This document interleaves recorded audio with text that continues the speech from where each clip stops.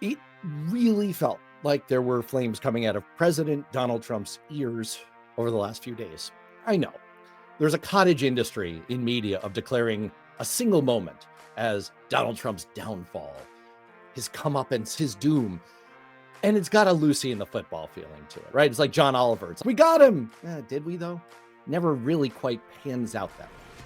So I'm not trying to do that. I'm not trying to say that somehow the events of the last few days are leading to the end of Donald Trump or that he's finally getting what he deserves. Oh boy, what's he deserve? But I do want to make a case that there's a common thread running through the weekend's news about how reality has come and smacked our president in the face and how he's struggling to come to grips with it. It's almost like the description from the movie Almost Famous of a mid-level band struggling with its own limitations in the harsh face of stardom.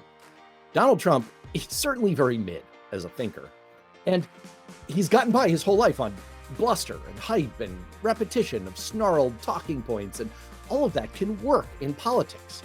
Eventually, demagogues just manage to grind people down until they intone, "The leader is good, the leader is great, we surrender our will as of this date."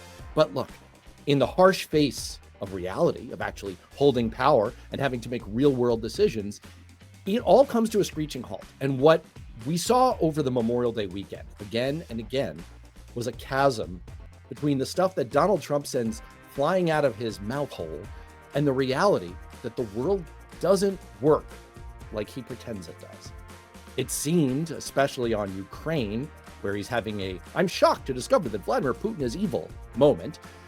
On Gaza, where he discovered that Benjamin Netanyahu is just like him and will do anything, even pursuing a war that his own people no longer want, to preserve his own power and to keep himself out of jail.